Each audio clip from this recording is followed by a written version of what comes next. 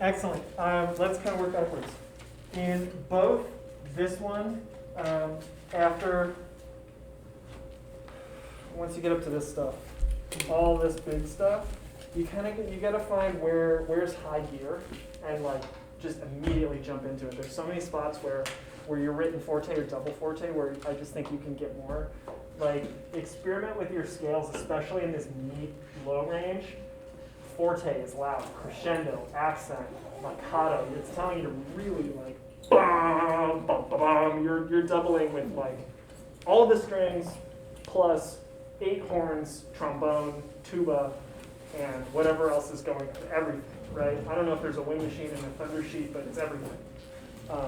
And so there's 8 basses if you're lucky, but yeah, just how big can you sort of fill that sound and make it sound like an organ, right? Until you hit ponticello or until the note starts to lose timbre, you just need to drive in a lot of these spots. Like as soon as you get to all this stuff, immediately as soon as you get to this, right? But all these long notes, just find where you get that high gear and just push it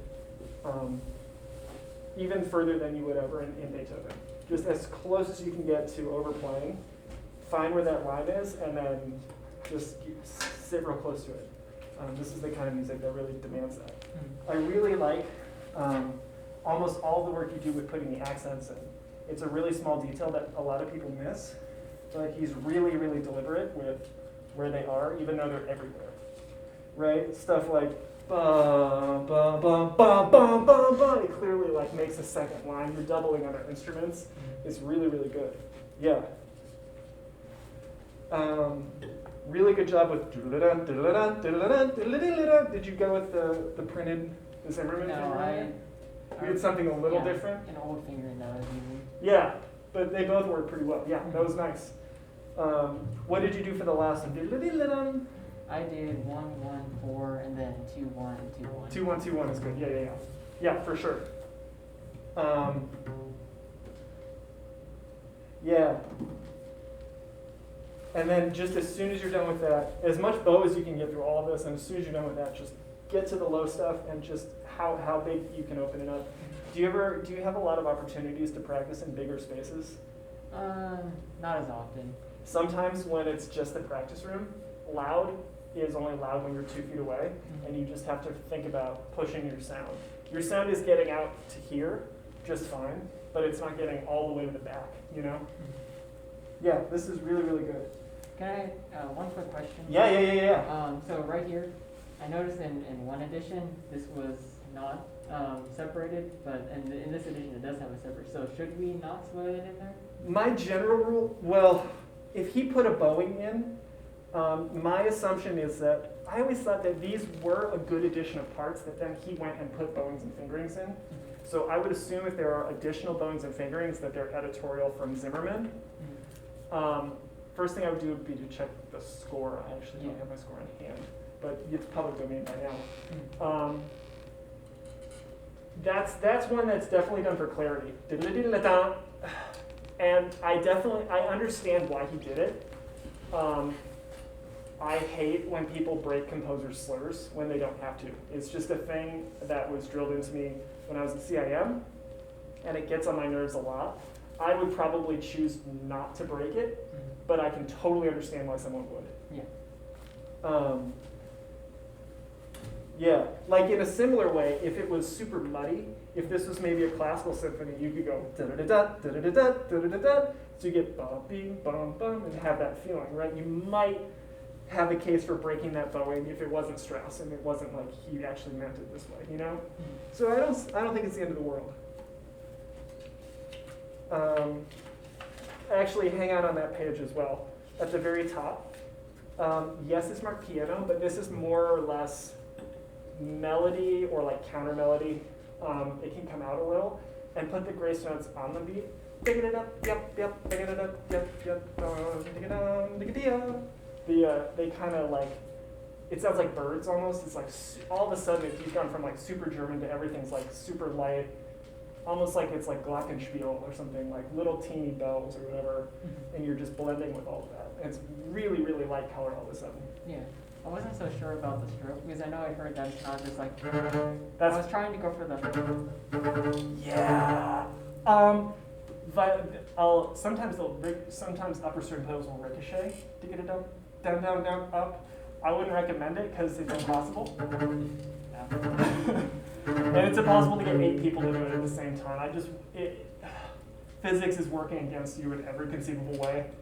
I would just go da-da-da-da and just kind of keep it on but light, kind of just pointy, just da-da-da-da, and you can just mostly get it in the fingers. Yeah.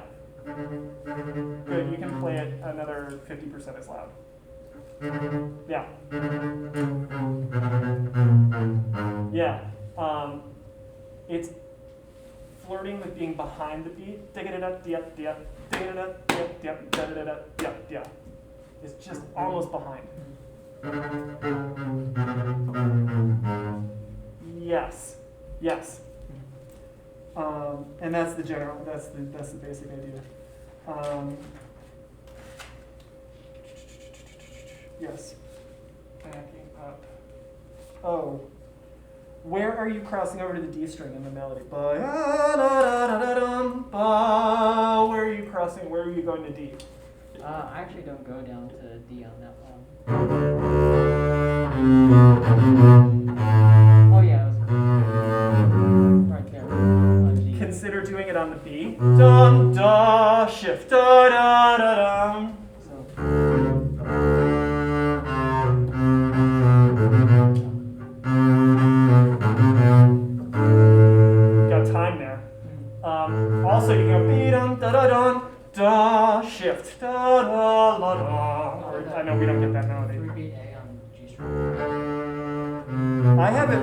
actually, last time I performed this, it looks like I was doing it all on the D. I was doing that last time. But I could see it either way. So it looks like I was flipping here and using this rest. And just if you get down nice and low on it, it'll sound great. And then 4, 4, 2, 2, and then you can kind of keep, yeah. That's what I was doing. If you're able to drive that really well, because if not there, there's always a gap. You have to flip somewhere because you just can't allow open G. It just goes, and it's like no good. So you got to go over somewhere. Yeah. But I think that's the best spot. But I could be open to it otherwise as well. Really good job at good fingering for bum. Yeah, it works nicely. Getting it a little bit snappy and a little in tune is good. Does it feel comfortable in the shoulder? It shouldn't feel like you're coming all the way. I know your shoulders are a little less sloped than mine. As long as getting around isn't a problem, boy, it's nice to start on the harmonic, isn't it? Yeah. It's just like you're like, oh, it's in tune. Yeah. I haven't really looked at that spot in a while, so yeah. You got to look at it before. Yeah, for sure. Good. In F, I liked your phrasing. I think you can.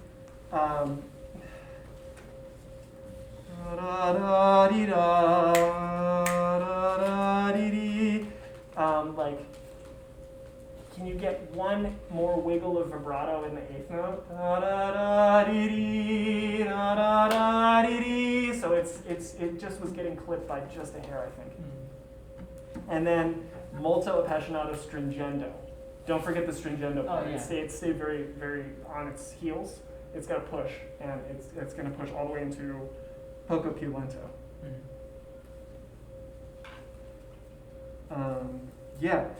Other than that, articulation was very, very good. Yeah, so going back to F. Yeah. When we get these spots, like where we see the, I don't know what measure it is exactly, but you know how we have like this, let's see. The 2 crescendos after that, is that going to kind of be like the Berlioz, where it's like a swell from a lower dynamic, or is it just getting louder? It's definitely getting louder over time. And if you look, there's only one decrescendo. Everything else is louder. Da da da dee da da da dee dee da da dee dee, and it's just getting louder and louder. It's waves, and it's just over and over, crashing over each other. Yeah. And then it gets so loud and it crashes so much that it pushes the tempo itself faster, right? It breaks the actual music itself, and it just has to go faster. Yeah.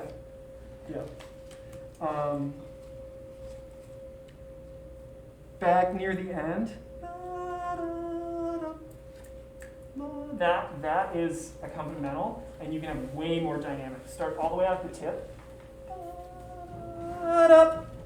Right? Start piano, nice crisp start that ends just with one little point of mezzo forte on the end for the 8th note.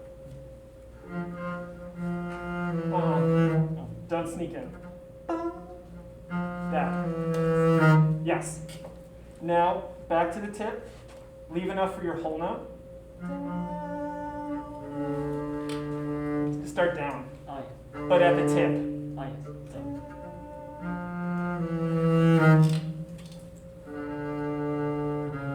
Wait. Forte. Yep. And go for it. Leave a beat or two where you're going. Yeah. Right? You kind of went. Ba, and the downbeat was loud, but not the moment before it. Make it ugly, like you're getting there, and it's like a trombone going, mwah, like when they break the metal. Oh yeah. Yeah.